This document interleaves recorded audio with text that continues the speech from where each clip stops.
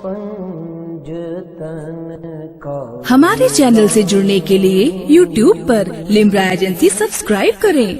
कल की रात में जो बारिश हुई है उसका राज अब समझ में आया है। जितनी गंदगी रास्ते में थी सब साफ हो गई। सरकार जानते थे कि मेरे दरबार के जायरीन आने वाले हैं। आप सबके लिए रास्ता हमवार किया। यकीन नहीं हो रहा है कि कल यहाँ इतनी जबरदस्त बारिश हुई। और देखा जाए तो कल से ज्यादा आज बारिश हुई। आज की बारिश रहमत वाली बारिश थी माशाअल्लाह। जहां सुबह को मुशारा कैंसिल होने की कगार पे था, वहीं उलमा के इखलास ने, मुंतजमीन के पाकीज़ा क़ुदूम ने, उनके मोतबर ख्यालात ने, सरकार साहिब उर्स शहीद बाबा रहमतुल्लाह तआला अलैह की निगाह खास में को कम कर दें, आवाज इसकी बराकर, हाँ इसको लौटाएं। जी जी, हम लोग तो चेहरा देख के पहचान जाते हैं कि इसके दिल में ख्यालात किन किन उम्रों के पल रहे हैं।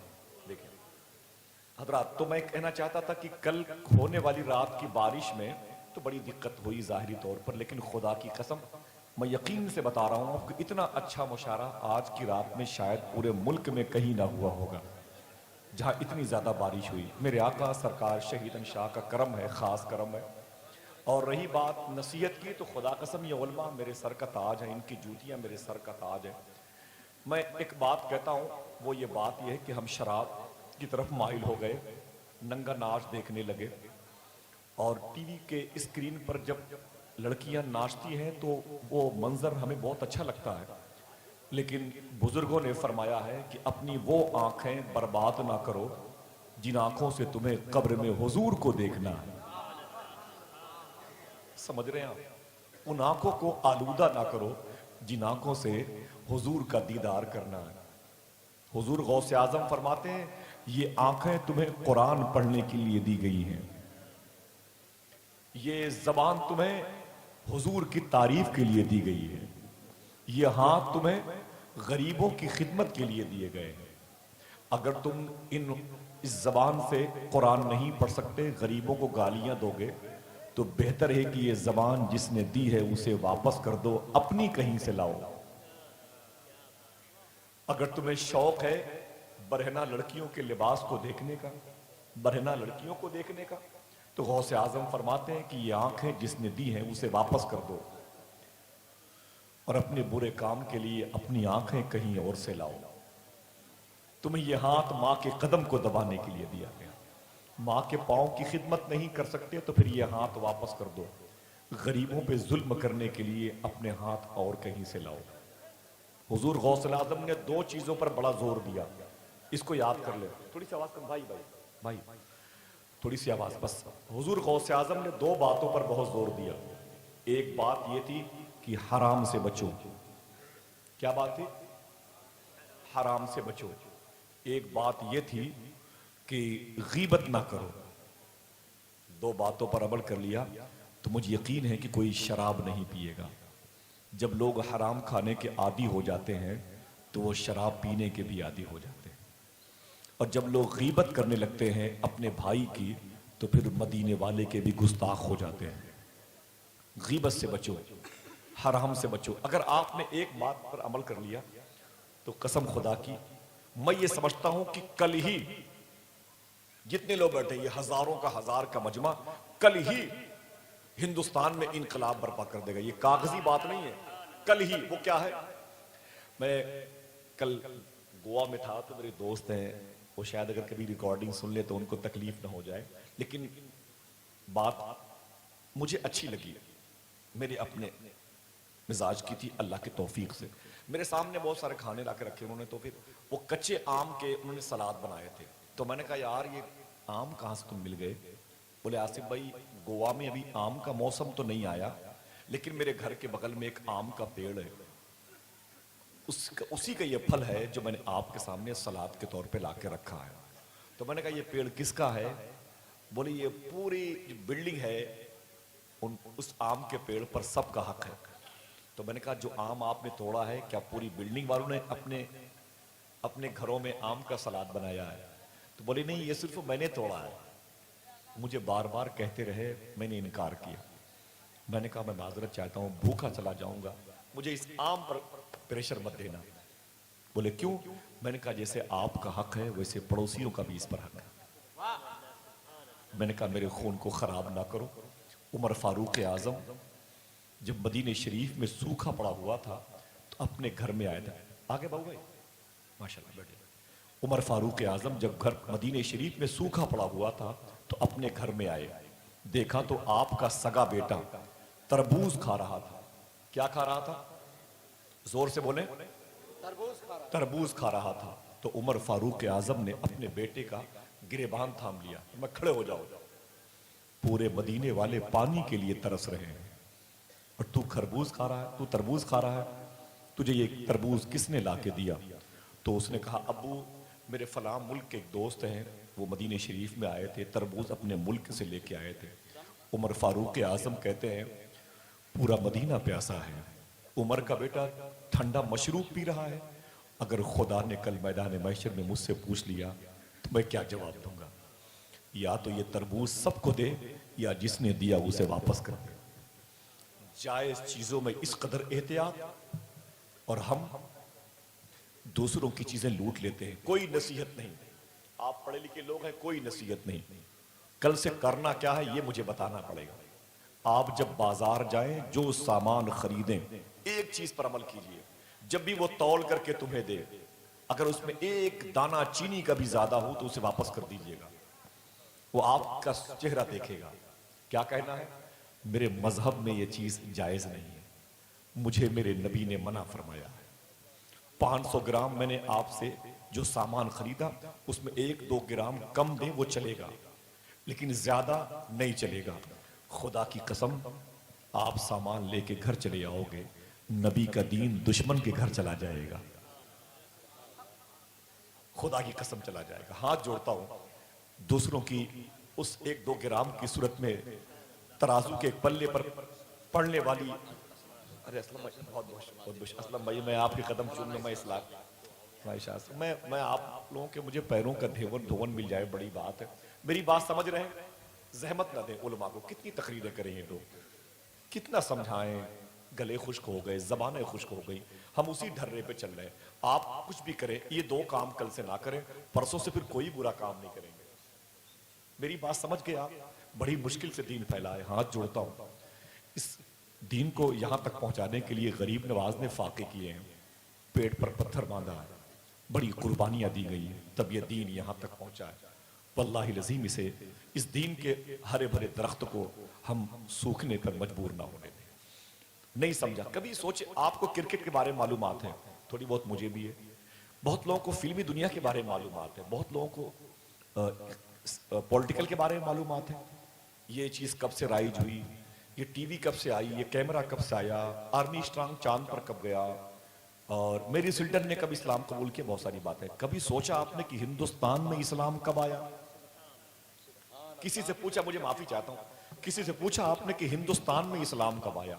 ये तो पता कर लिया कि मोदी गुजरात से दिल्ली कब आया, ये पता कर लिया कि फला मंत्री जेल में कब गया, सब पता कर लिया। कभी पूछा आपने कि हिंदुस्तान में इस्लाम कब आया?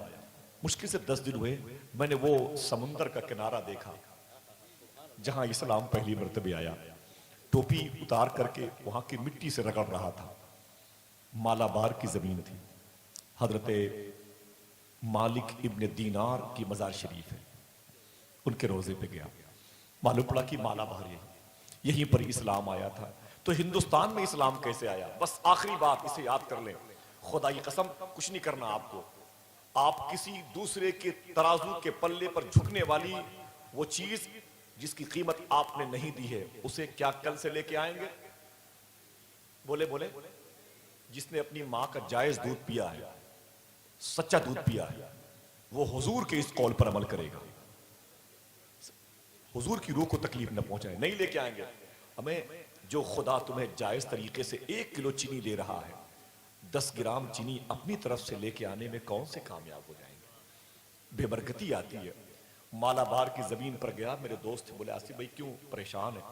मैंने कहा मेरी परेशानी की वजह यह है, इसी मालाबार की जमीन पर 1500 साल पहले नबी के कुछ गुलाम रेशम का कपड़ा लेके आए थे, रेशम का कपड़ा लेके आए थे बिजनेस करने के लिए। यहाँ के नॉन मुस्लिम, गैर मुस्लिम हिंदू बरादरान जो बिजनेस करते थे पहुंच गए समंदर किनारे पर। बोले आप लोग जो सामान लेके आए उसका नाम क्या है? तो मुसलमानों ने कहा ये रेशम के कपड़े हैं। तो गैर मुस्लिमों ने कहा कि कीमत क्या है? तो जैसे आपके यहाँ ये कॉटन का है, ये सिल्कन का है, ये मिक्स है, ये वगैरह वगैरह कपड़ों की कीमत होती है कि नहीं भाई? तो उन मुसलमानों ने बताया कि इस गट्ठर में ये कपड़ा है, उसकी ये कीमत है, ये कीमत है, ये कीमत है। लेकिन जो सबसे कीमती कपड़ा था कादरी भाई, जब उसके बारे में यहाँ के हिंदू बिरादरान ने पूछा ये रेशम का कपड़ा है, कहा हाँ, कहा इसकी कीमत कितनी है? तो मुसलमानों ने कहा ये सबसे सस्ता है, सबसे सस्ता कपड़ा। तो लोगों ने कहा यार ये तो रेशम का है। तो कहा हाँ, कहा ये सबसे महंगा होना चाहिए। ये सबसे सस्ता क्यों है? तो मुसलमानों ने कहा था उसकी वजह यह है कि पूरे गट्ठर में, पूरे थान में एक बालिश्त कपड़ा खराब है, ऊपर से लेमिनेशन था कपड़े का लेकिन अंदर से खराब है। एक बालिश्त कपड़ा पूरा खराब है। 1500 साल पहले यहां हिंदुस्तान के हिंदू मजहब के व्यापारियों ने एक जुमला कहा, उसे भी सुनिए, फिर नबी के गुलामों का जुमला सुनिए। 1500 साल पहले मालाबार की जमीन पर साहिल समंदर की रेत को गवाह बना के यहाँ के हिंदू बिरादरान ने कहा अपने ऐब को छुपाकर माल बेचना मुश्किल आता है। अपने ऐब को छुपाकर माल बेचना मुश्किल आता है।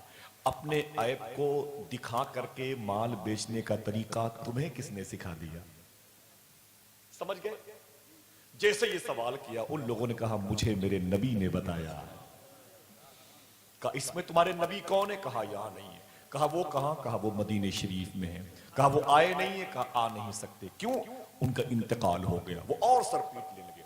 बोले वो दुनिया में नहीं है? बोले जाहिरी तौर पर नहीं है, जाहिरी तौर पर वो नहीं है। तो उन लोगों ने कहा जब उनका इंतकाल हो गया तब उनकी बातों पर क्यों अमल करते हो? तब मालाबार के समंदर के किनारे पर बैठने वाले मुसलमानों ने कहा था कि मेरा नबी अभी भी दुनिया को वैसे ही देखता है जैसे लोग अपनी हथेली देखते हैं। पहली मर्तबे मालाबार की जमीन पर यहाँ के हिंदू बिरादरान ने मुसलमानों के ताजिरों से कपड़े का थान बाद में लिया, इस्लाम पहले कबूल किया।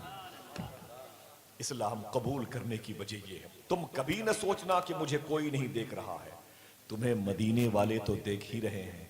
मदीने वाले के बेटे शेख अब्दुल कादिर ने कहा है मैं दुनिया को वैसे ही देखता हूं जैसे हथेली पर राई का दाना। जब हम हराम खाते हैं तब भी गौसे आजम देखते हैं, जब लूट के लाते हैं तब भी गौसे आजम देखते हैं। अच्छा उलमा बैठे हुए, कभी सोचा आपने गौसे आजम ने क्या कहा? मैं दुनिया को हथेली पर ऐसे ही देखता हूं जैसे राई का दाना। अगर उलमा बेदार हैं जहन तो उनका कदम चूम कर एक जुमला कहता हूं। गौस पाक फरमाते मैं दुनिया को वैसे ही देखता हूं जैसे हथेली पर राई का दाना। एक शख्स ने पूछा हुजूर क्या मतलब? गौसे आजम फरमाते मैं ये कहना चाहता हूं जैसे मैं दुनिया को हथेली पर राई के दाने के बराबर जानता हूं वैसे दुनिया मेरे बारे में राई के दाने के बराबर जानती है। समझ गए? इसी राई के दाने में आप भी हैं, इसी राई के दाने में हम भी हैं। दुनिया के 208 मुल्क गौसे आजम की हथेली पे हैं। हमारे बुरे किरदार को गौसे आजम देखते हैं। खुदा की कसम ऐसा ना करें। तो कल से हमको क्या करना है? इंशाअल्लाह कोई भी सामान बाजार से खरीदना है, जितनी कीमत आप दें उतना सामान लेके आए। समझ रहे? एक अंगूर का दाना भी घर में ना लाएं। अगर वल्लाही लजीम आपने इस पर अमल कर लिया तो मुशारा आपके लिए भी कबूलियत की सनद बन जाएगा।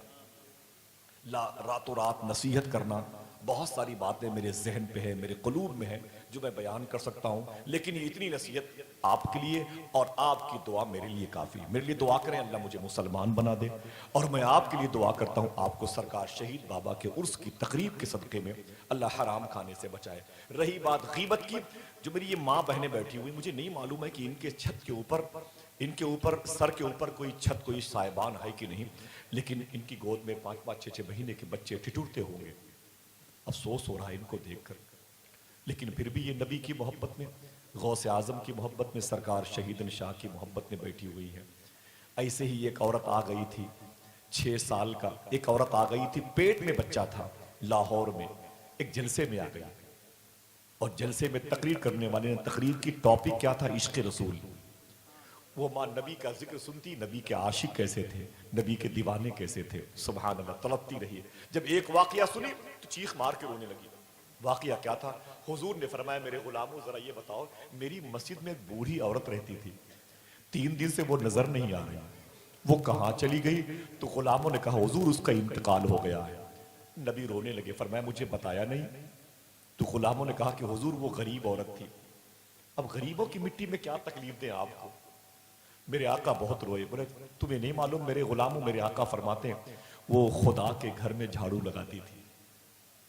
मुझे बताओ, यहां से बबेरू बांदा में होने वाली शादी की डेट आपको मालूम है? बच्चों से कहते हैं 3 दिन पहले चलना है, कपड़े तैयार रखो, ये करो वो करो, फतेहपुर जाना है दावत वलीमा, अतर्रा चले जाना है, बांदा चले जाना है। कभी आपने अपने बच्चे से कहा बेटे चलो मोहल्ले की मस्जिद में झाड़ू भी लगाना? कभी कहा? मुझे बताओ, दिल से बताओ, क्या मुश्किल है भाई? क्या चाहते हो कि इसके खिलाफ भी हुकूमत कोई कानून बना दे? हाँ, कभी कहा आपने? कहना चाहिए कि नहीं? मुझे बताओ आप, अगर मस्जिद में छिपकली ने बीट कर दिया, उसे कौन साफ करेगा? उसे कौन साफ करेगा? मुझे बताओ। तो मस्जिद में गर्दो गुबार जम जाते हैं, रमजान आके निकल जाता है, कुरान के पारे इंतजार करते हैं, कोई तो आके मेरी जियारत कर ले। कुछ कीड़े हैं जो घूमते रहते हैं कुरान के पारों के पास, कोई सफा कमजोर देखते हैं उसी में घुस जाते हैं, दब के मर जाते हैं। एक शख्स कहता, यार ना देखने वालों से तो वो कीड़ा बेहतर था जिसकी मौत कुरान के पारे पे हुई। समझा कभी आपने? सोचा भी कभी आपने? हुजूर फरमाते हैं वो बूढ़ी औरत को तुम क्या समझते हो, तुमने गरीब कह दिया? वो खुदा के घर में झाड़ू लगाती थी और झाड़ू लगा करके किनारे बैठ जाती थी। जब मैं तकरीर करता तो मेरी सूरत देखती रहती थी, मेरा चेहरा देखती रहती थी। साहबा तुमने उसे दफन कर दिया, मुझे बताया नहीं, तुम क्या समझते हो उसे कोई नहीं जानता? उससे अल्लाह भी मोहब्बत करता है, उसका हबीब भी मोहब्बत करता है। यार ये कैसी औरतें थी जिनकी पेट से निकलने वाले बच्चे भी बने तो इस्लाम के दाई बने, इस्लाम के मुबल्लिग बने। उसी को सुनकर औरत तड़प गई, उसके पेट में बच्चा था, वो उभरे हुए पेट पर आंसू बहाती और मलती रहती। गई घर, कुछ महीनों के बाद डिलीवरी हुई, बच्चा पैदा हुआ, 1 2 3 5 6 साल का बच्चा हुआ। एक दिन वो बच्चा स्कूल चला गया, 2 साल का। जब 6 साल का हो गया बच्चा तो उस्ताद ने देखा कि जो बच्चे 5 बच्चे टॉप क्लास के आए, फर्स्ट, फोर्थ, थर्ड, फोर्थ और 5 पोजीशन पे आए, तो उस्ताद ने 5 बच्चों को बुलाया और वो जो बच्चा था उसका जो अपनी माँ के पेट में मजलिस में आया था, वही बच्चा 1 नंबर पे आया था। उस्ताद ने पूछा अलग अलग बच्चों से, बेटा तू क्या बनना चाहता है? एक ने मैं डॉक्टर बनना चाहता हूं। कोई बात नहीं, जाओ तुम क्या बनोगे? बोले मैं चीफ जस्टिस। कोई बात नहीं, तुम जाओ।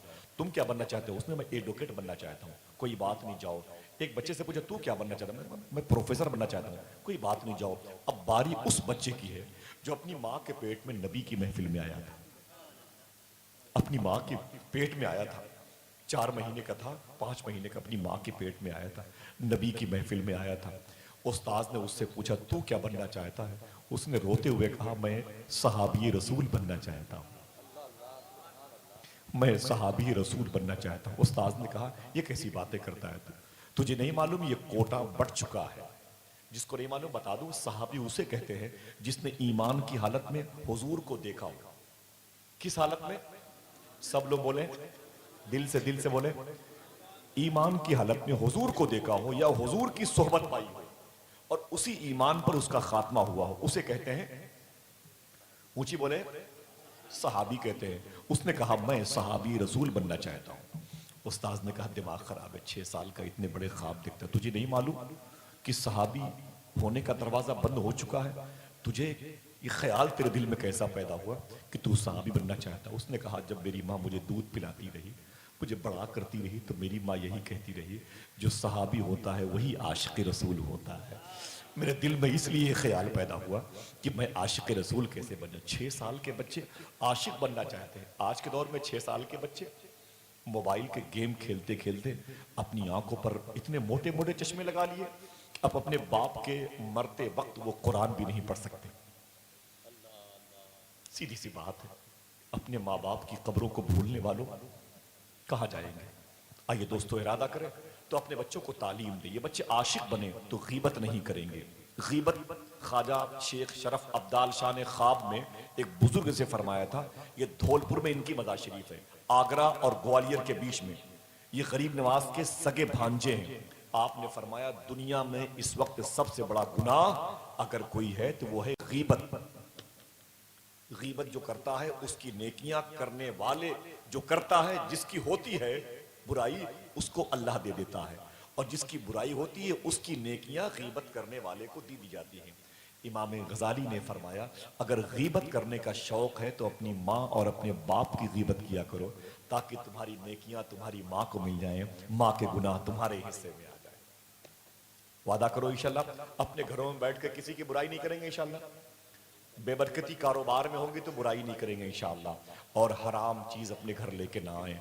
मैं आपसे मुअद्दबाना तरीके से गुजारिश करता हूँ, सरकार शहीदन शाह की बारगाह में जिसको जाना हो सलाम के बाद चला जाएगा, लेकिन वो तबरुक है हुजूर सरकार गौस पाक की जाली शरीफ का एक टुकड़ा मुबारक है, सरकार के सीने मुबारक पर रखा हुआ है। मैं गुजारिश करता हूँ कि जिनसे हो सकेगा उसकी ज़ियारत कर लेंगे, वरना अल्लामा इलियास कादरी साहब क़िबला के पास वो रहेगा। मैं तो ये चाहता हूँ कि वो टुकड़ा किसी न किसी मौके पर हर शख्स के घरों में, हर पलने वाले बच्चों की आंख पर उसे ज़रूर फेरा जाए, ताकि उसे गौसे आज़म की जाली की ज़ियारत हो जाए। माशाअल्लाह, बहुत बहुत शुक्रिया। अल्लाह मुझे और आप सबको तौफीक अता फरमाए। एक ऐलान ये भी है कि आज मुल्क हिंदुस्तान में हुकूमत हिंद अपनी जबरूतियत और अपने जालिमाना किरदार की वजह से जामिया दिल्ली के बच्चों पर जो जुल्म कर रही है, हम और आप मुकम्मल तौर से इस जुल्म की मुखालफत करते हैं। जितने लोग मेरी इस बात की तायद करते हैं वो अपने हाथों को उठा के बताएं। हमारा दर्द जामिया के बच्चों के साथ, हमारी खुशियां जामिया के बच्चों के साथ, हमारे इरादे जामिया के बच्चों के साथ, और हमारी दुआएं जामिया के बच्चों के साथ में है कि नहीं भाई? अल्लाह ताला दुआ करो, अल्लाह ताला उन तमाम तर मुस्लिम और नॉन मुस्लिम लोगों के जज्बात को कबूल फरमा ले जो अपने मुल्क की सालमियत और इंसानियत नवाजी के लिए परेशान है। अल्लाह इस मुल्क को इन जालिमों से पाक करे, इस मुल्क को फिर उसी मुल्क में तब्दील कर दे जिस मुल्क के बादशाह का नाम गरीब नवाज है।